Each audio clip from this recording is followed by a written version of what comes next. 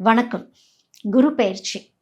இந்த முறை வந்திருக்க குரு பெயர்ச்சி சாதாரணமான பெயர்ச்சி இல்லை அப்படிங்கிறது தான் உண்மை. ஏன்னா, குரு போய் உச்சமாகக்கூடிய இடம் கடகம் இல்லையா? தன்னுடைய வீட்டிலேயே போய் உச்சமாகிறார். அதாவது உச்சமடையக்கூடிய இடத்திலேயே உச்சமாகிறார்.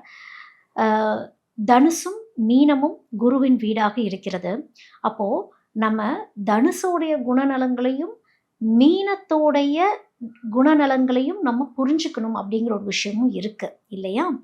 குரு எங்க போய் தங்குறாரோ, பார்க்கும் பார்வையே சிறந்த பார்வையா, குரு பார்வையா பார்க்கப்படுதுன்னு ஒண்ணு இருக்கு. அப்போ உச்சமடைஞ்சு அவர் பார்க்கும் பொழுது எப்படி இருக்கும்? அப்படிங்கிறது தான். அப்போ இந்த முறை குரு மட்டும் நகரல. காலமும் நகருது, கர்மாவும் நகருது. சனி, கேது, ராகு, சுக்கிரன் இவங்க எல்லாருமே ஒரு ரோல் ப்ளே பண்ணுறாங்க அப்படிங்கிறத நம்ம புரிஞ்சுக்கணும். அதோட சந்திர கிரகணம், சூரிய கிரகணம் இவை அனைத்தும் வரக்கூடிய காலங்களாக இருக்கிறது. இயற்கை பேரிடர்களை நம்ம பார்க்கும்படியாக இருக்கிறது. திடீர்னு ஒரு பயம் வரும். இந்த குரு பெயர்ச்சி நடக்கிறதுக்கு முன்னாடி இருந்தே சிலருடைய வாழ்க்கையில நிறைய மாற்றங்கள் வரதை நம்ம பார்த்துருந்துருப்போம் இல்லையா? அதாவது நல்லா வாழ்ந்துட்டு இருந்த குடும்பமா இருக்கும். திடீர்னு பார்த்தா ஒரு பிரிவினை இருக்கும். எதுக்கு பிரியிறாங்க? என்ன? ஏது? என்ன விஷயமா இருக்கும்? அப்படிங்கிற ஒரு ஒரு தேடல் இருக்கிற மாரி இருக்கும். நிறைய ஆன்மீகத்தை நோக்கி போகக்கூடிய காலங்களை நம்ம பார்த்துட்ருப்போம். இதெல்லாம் இந்த குரு பெயர்ச்சி அப்படிங்கிறது மனிதனை எப்படி உருவாக்கப் போகுது அப்படின்னா, ஒரு மன வலிமையை கொடுக்கும். இந்த மன வலிமையை கொடுக்கக்கூடியது சனி அப்படிங்கிற ஒரு விஷயத்தையும் நம்ம புரிஞ்சுக்கணும். எப்படி மன வலிமை வரும்? சனி அந்த அளவுக்கு வாழ்க்கையில அவ்வளோ டெஸ்ட் வச்சிருக்கோம் அப்படின்னு ஒண்ணு இருக்கு. இத்தனை டெஸ்ட்டையும் தாண்டி குரு எப்படி உங்களுக்கு ஆசீர்வாதத்தை குடுத்தார் அப்படிங்கிற ஒரு விஷயத்தையும் மனசுல வச்சுக்கணும். ஏன்னா, சனி சொல்லிக் குடுத்த விஷயமே என்னவா இருக்கும் அப்படின்னா, விழுந்தாச்சு, யாருமே தூக்கி விட வரல. நீங்க எழுந்தீங்களா? இல்லையா? அப்படிங்கிற ஒரு விஷயம் தான். இல்ல எழுந்திருக்க தெரியுமா? அப்படிங்கிறத சனி ஒரு பாடத்த கண்டிப்பா கற்பிச்சு குடுத்திருப்பாரு. இப்ப குரு வருவார். கை மட்டும் தான் குடுப்பார். நம்ம தான் கைய பிடிச்சு ஏறி அடுத்தது என்ன? அடுத்த கட்டத்துக்கு எப்படி போகணும்? எப்படி நகர்ந்து போகணும்? அப்படிங்கிறத நம்ம தான் நம்மளுடைய புதன்கிற ஒரு கிரகத்த அந்த புதனுடைய அனுகிரகத்தையும் வாங்கி நம்ம செயல்பாட்டுக்குள்ள போகணும். ஏன்னா, புதன் இருக்கிற இடத்தையும் ஞாபகத்துல வச்சுக்கணும். புதன் மறைஞ்சிருக்குது. புதன் மறைஞ்சிருக்கும் பொழுது, மறைந்திருக்க புதன் என்ன வேணாலும் செய்ய முடியும். மறைந்திருக்கிற புதன் நிறைய சர்ப்ரைசஸ் குடுப்பாங்க. அப்ப மறைஞ்சிருக்க டேலண்ட்ஸ் வரும். அதாவது நிறைய பேத்துக்கு செல்ஃப் கான்ஃபிடன்ஸ் அப்படிங்கிற ஒரு விஷயம் இல்ல. மத்தவங்களையே பிலீவ் பண்ணிட்டு இருக்கிற ஒரு விஷயங்கள்லாம் இருக்கும். இதையெல்லாம் தாண்டி எப்படி இந்த குரு பெயர்ச்சி உங்க வாழ்க்கையில வெற்றிய காட்டப்போகுது அப்படிங்கிற ஒரு விஷயத்த இனிமேல் வரக்கூடிய 12 ராசிகளை பற்றி இப்ப நம்ம பார்ப்போம். கும்பராசி. கும்பராசிக்கு இந்த குரு பயிற்சி எப்படி இருக்கும் அப்படின்னு பார்க்கும் பொழுது, நிறைய மாற்றங்கள். நானே மாறிட்டேங்க அப்படிம்பாங்க. டோட்டல் டிரான்ஸ்ஃபர்மேஷன் அப்படின்னு யாருக்குன்னா, அது கும்பத்துக்கு தான். ஏன்னா, கும்பத்துல சனி என்ன செய்றாரு அப்படின்னா, ரொம்ப மெதுவா நகர்த்தி கூட்டிட்டு போற மாரி. ஏதோ ஒரு ஆள் தேர இழுத்துட்டு போற மாரியே கும்பத்துக்கு இருக்கும். எல்லாமே கண்ணுக்கு நேரா தெரியும். இந்த விஷயம் நடந்துரும், அந்த விஷயம் நடந்துரும், இப்ப போனா நடந்துரும், பக்கத்துல போனா நடந்துருங்கிற மாரியே இருக்கும். ஆனா போயிட்டே இருக்கிற மாரியே இருக்கும். நிறைய விஷயங்கள் உங்க வாழ்க்கையில சுபிக்ஷமா மாறக்கூடிய அமைப்பு அப்படிங்கிறது, இந்த வருட கடைசியிலிருந்து மாற ஆரம்பிக்கும். அதாவது ஒரு அக்டோபர், நவம்பர் டைம் பீரியட்ல இருந்து சில விஷயங்கள் நகராம இருந்தது, ஸ்லோவா போயிட்டு இருந்த விஷயங்கள்லாம் எங்கேயுமே உங்களுக்கு ஸ்டாக்னன்ட் ஆயிருக்காது. தேங்கிலாம் நின்றுருக்காது. மூவ்மெண்ட்ல இருந்திருக்கும். பெருசா இருந்திருக்காது அப்படின்னு ஒண்ணு இருக்கும். இனிமேல் கொஞ்சம் மூவ் ஆக ஆரம்பிக்கும். ஒரு சிலர் வெளிநாட்ல இருப்பீங்க. வெளிநாட்ல இருந்துட்டு சொந்த தாய்நாடுக்கே திரும்பிர்லாமா? சில பேர் தாய்நாட்ல இருந்து வெளிநாட்டுக்கு போலாமா? இப்படி பல கன்ஃப்யூஷன்ஸ் இருக்கும். இது எல்லாத்துக்குமே விடை அப்படிங்கிறது உங்களுக்கு ஒரு பிப்ரவரி 2027க்குள்ளார உங்களுக்கு விடை அப்படிங்கிறது உங்களுக்கு கிடைச்சிடும். ஏன்னா, நெறைய டிரான்ஸ்ஃபர்மேஷன்ஸ் பார்த்திருப்பீங்க லைஃப்ல. அந்த டிரான்ஸ்ஃபர்மேஷன்ஸ் எப்படின்னா, நம்ம வாழ்க்கை ஒரு பாதையில நோக்கி போயிட்டு இருந்திருப்போம். அது அப்படியே உங்கள டேக் டைவர்ஷன் எடுத்து விதியே உங்கள வேற ஒரு வாழ்க்கை பாதையில கூட்டிட்டு போயிருக்கும். நெறைய பேரு ஜோதிடத்துக்குள்ள போயிருப்பீங்க. ஆன்மீக தேடலுக்குள்ளார போயிருப்பீங்க. என்னென்ன விதமான ஆன்மீக முறைகள் இருக்கோ, அத்தனை தேடல்களிலும் கும்பம் இருந்திருப்பீங்க. சில பேர் இந்த பிரபஞ்சம் என்ட்ட பேசுச்சு, இந்த யூனிவர்ஸ் என்கிட்ட இந்த விஷயத்த சொல்லுச்சு, இந்த யூனிவர்ஸோட நிறைய கனெக்ட் ஆகுறது, பிரபஞ்சம் பேசுறது, உணர்றது, சயன மொழிகள்லேயே உங்களுக்கு இந்த பிரபஞ்சம் பல விஷயங்கள சொல்றது, தியான முறைக்குள்ள போறது. நிறைய பேர் தியானத்துக்குள்ள போக ஆரம்பிச்சிருப்பீங்க. யோகா பயிற்சிக்குள்ள போக ஆரம்பிச்சிருப்பீங்க. அப்படி போகலைன்னா போங்க. போகும் பொழுது வாழ்க்கை மாற்றத்துக்கானது அப்படிங்கிறது தான் கும்பத்திற்கு. அப்போ இந்த குரு பெயர்ச்சி உங்களுக்கு எப்படி இருக்கும்னா, வருட கடைசியில இருந்து ஆரம்பிச்சு அடுத்த வருடமெல்லாம் உங்களுக்கு வாழ்க்கை ஃபாஸ்ட்டா போகக்கூடிய அமைப்பு, ஒரு விரிவாக்கம், ஒரு எக்ஸ்பான்ஷன் அப்படிங்கிறது வந்து கும்பத்துக்கு இருக்கும். நீங்க வழிபட வேண்டிய தெய்வம் அப்படின்னு பார்க்கும் பொழுது, சிவன் ஸ்தலங்களுக்கு அதிகமா போங்க. துர்க்கை வழிபாடு ரொம்ப ஸ்ட்ராங்கா வச்சுக்கோங்க. பழைய துர்க்கை கோயில்கள், பழமை வாய்ந்த துர்க்கை கோயில்களுக்கு போய் நீங்க வழிபாடு பண்ணும் பொழுது, அதாவது கிராமப்புறத்துல இருக்கக்கூடிய துர்க்கை ஸ்தலங்களுக்கெல்லாம் நீங்க போய் வழிபாடு பண்ணும் பொழுது, அங்க இருக்கக்கூடிய அபரிதமான சக்தி உங்களுடைய வாழ்க்கையை மாற்றக்கூடிய அமைப்பாகவே இருக்கும். சிலருக்கு உங்களுக்கு துர்க்கை சம்பந்தப்பட்ட தெய்வங்கள் தான் உங்களுக்கு குலதெய்வமா இருக்கும் பொழுது, உங்களுடைய குலதெய்வத்திற்கு என்னென்ன முறைகள் செய்ய வேண்டுமோ அத்தனையும் செழிப்பாக செய்யும் பொழுது, முடங்கி கிடக்கக்கூடிய விஷயங்கள் உங்களுக்கு நிறைவேறும். சில பேத்துக்கெல்லாம் வந்து உங்களுடைய மூதாதையர்கள் சொத்து பல வருடங்கள் கழித்து வரக்கூடிய அமைப்பும் ஒரு சில கும்பராசிக்கு உண்டு. மிகவும் பர்சனல் லைஃப்ல நிறைய மாற்றங்கள் வரக்கூடிய விஷயங்களை நிறைய பேர்த்தோட வாழ்க்கையில நம்ம பார்த்துட்டு இருப்போம். நல்லாதாங்க போயிட்டு இருந்தது, திடீர்னு இப்படி மாறுச்சு. அப்புறம் ஒரு சிலர் சொல்லுவாங்க, என் வாழ்க்கை ரொம்ப சோதனையா போயிட்டு இருந்தது, திடீர்னு பார்த்தா ஒரு அப்லிஃப்ட், ஒரு அப்கிரேட் இருக்குது. அப்போ இது என்ன குரு மட்டும்தான் செய்கிறாரா அப்படின்னா, ஒவ்வொரு பிளானட்டோடைய ஆக்டிவிட்டீஸும் இதை பண்ணிக்கிட்டு இருக்கு அப்படிங்கிற ஒரு விஷயத்தையும் நம்ம புரிஞ்சுக்கணும். இப்போ சனி அப்படின்னு பார்க்கும் பொழுது, சனி அமர்ந்துக்கக்கூடிய இடத்துல இருந்து பார்க்கும் பொழுது கர்மா ரொம்ப ஹெவி ஆகுது அப்படின்னே சொல்லலாம்.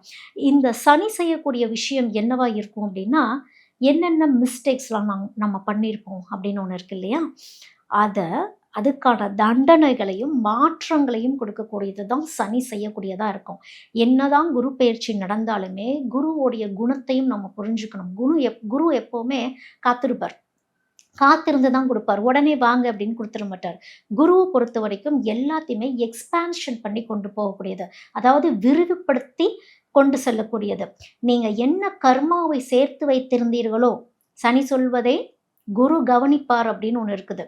சனி அவர் வந்து நியாயவான் இல்லையா, அவ்வளோ சீக்கிரம் குருவை இயங்க விட மாட்டார்னே ஒன்று இருக்குது. என்னன்னா, குரு காப்பாற்றுவார். எப்படி காப்பாற்றுவார்னா, சனியோடைய நியாய தர்மங்களை பார்த்து காப்பாற்றுவார் அப்படிங்கிற ஒரு விஷயம் இருக்குது. இப்போ குரு கொடுக்கும் பொழுது ராகு தூண்டுவார்னு ஒன்று இருக்குது. அதோட ஆன்மீகத்தை நோக்கி போகக்கூடிய அமைப்பு இப்போ இருக்குதுன்னு சொன்னேன் இல்லையா, கேது எதெல்லாம் நிரந்தரம் இல்லையோ வாழ்க்கையில், எதெல்லாம் உண்மை நிலைகள் இல்லையோ அத்தனையும் மாற்றி அமைத்து ஆன்மீகத்தை நோக்கி எந்த எதிர்பார்ப்பும் இன்றி கொண்டு செல்லக்கூடியதாகவே இந்த குரு பெயர்ச்சி காலம் இருக்கும் அப்படிங்கிறதையும் நம்ம புரிஞ்சுக்கணும். சிலர் கேட்பாங்க, திடீர்னு என்னடா லைஃப் வந்து நல்லா போயிட்டு இருந்தது, என் வாழ்க்கை ஏன் இப்படி மாறுச்சுன்னு தெரியல, என் கூட ஒரு உறவாக இருந்தவங்க ஏன் என்னை விட்டு போனாங்கன்னு எனக்கு தெரியல, எனக்கு எதுக்கு இப்படி ஒரு துரோகங்களை நான் சந்தித்தேன் அப்படிங்கிற மாதிரிலாம் இருக்கும். கூடயே இருந்தாங்க ஆனால் என்னை விட்டு போயிட்டாங்க. சில பேர்த்துக்கு வந்து மனிதர்களுடைய உண்மை முகத்தை திரை கிழித்து காட்டுற மாதிரிலாம் சுச்சுவேஷன்ஸ் இப்போ பார்த்துட்டு தான் இருக்கோம், இன்னும் பார்ப்போம் அப்படிங்கிறதும் ஒன்று இருக்குது. இந்த காலம் வந்து வாழ்க்கையை நடத்துகிற காலம் கிடையாது, அப்படியே விதியவே மாற்றுற காலமாக தான் இன்னும் வரக்கூடிய குருப்பெயர்ச்சி காலங்கள்லேருந்து நம்ம பார்ப்போம். இப்போ ராகுவை பற்றியும் நம்ம தெரிஞ்சுக்கணும். ராகு அப்படிங்கிறது வெறும் மாயையை மட்டும் தூண்டக்கூடிய விஷயம் கிடையாது. ராகு சொல்லக்கூடிய விஷயத்தையும் நம்ம புரிஞ்சுக்கணும். என்னன்னா, ராகு மாயையை காட்டும்.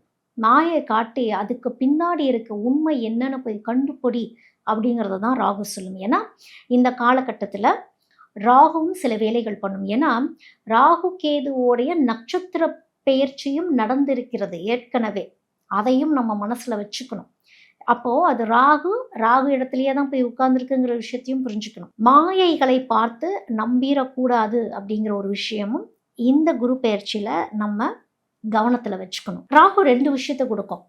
இன்னும் என்ன வேணும் அப்படின்னு கேட்கும், இல்லை இன்னும் எவ்வளோ டெவலப் ஆகணும் அப்படின்னு கேட்கும்.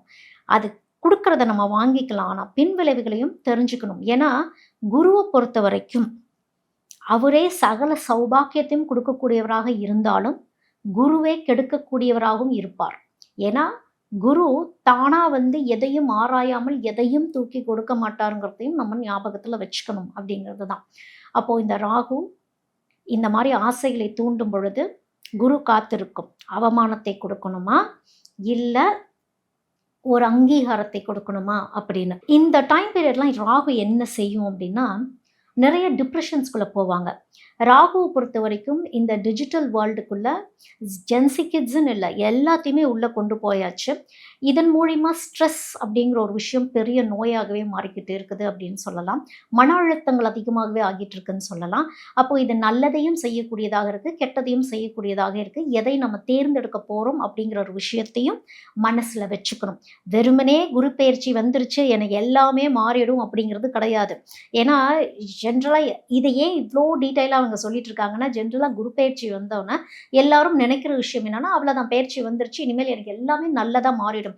நாம் செய்த கர்மங்களும், ஏன்னா சனியும் இங்க பவர்ஃபுல்லான இடத்துல தான் உட்கார்ந்துட்டு இருக்குங்கிறத நம்ம புரிஞ்சுக்கணும். இப்போ ராகு உங்களுக்கு நல்ல இடத்துல இருக்கா, கெட்ட இடத்துல இருக்கா அப்படிங்கிற ஒரு விஷயத்தையும் நீங்க புரிஞ்சுக்கணும். ராகு பயத்தையும் கொடுக்கும் அப்படின்னு ஒன்று இருக்குது.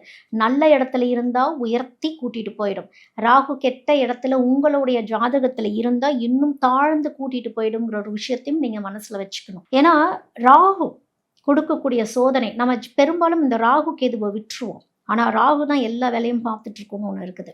இந்த ராகு என்ன செய்யும் அப்படின்னா, உனக்கு ஒரு மாயை நான் கொடுத்தேன்ல, அந்த மாயையிலேருந்து உண்மை என்னன்னு நீங்கள் பிரித்து பார்த்தீங்களா இல்லையா அப்படிங்கிற ஒரு விஷயத்தை தான் ராகு வலியுறுத்தும். அப்போது அங்கத்தான் குரு வந்து காப்பாற்றுவாருன்னே ஒன்று இருக்குது. அப்போ குருவோடைய அனுகிரகம், யார் பேச்சையாவது நீங்கள் கேட்டுட்டு இருந்துடணும், யார்கிட்டையாவது ஒரு கைடன்ஸ் நீங்கள் வாங்கிட்டு இருந்துடணும் அப்படிங்கிறதுக்கு தான் குரு அனுகிரகம் வேணும் அப்படின்னு சொல்றது. இப்போ கேதுவும் ரொம்ப பவர்ஃபுல்லாக இருக்கு. கேதுவோடைய வேலையே என்னவா இருக்கு அப்படின்னா, ஆன்மீகத்துக்கு இழுத்து சென்று கொண்டு இருக்கின்றது அப்படிங்கிறது தான். ஆனால் இந்த ஆன்மீகத்துக்கு கேது கூட்டிட்டு போகுது அப்படின்னாலே, எதிலெல்லாம் நம்ம பற்றோடு இருக்கிறோமோ அத்தனை பற்றையும் பற்றற்று கொண்டு வந்து முதல் தெய்வத்தை கேள்வி கேட்க வைக்கிறதே கேது தான்.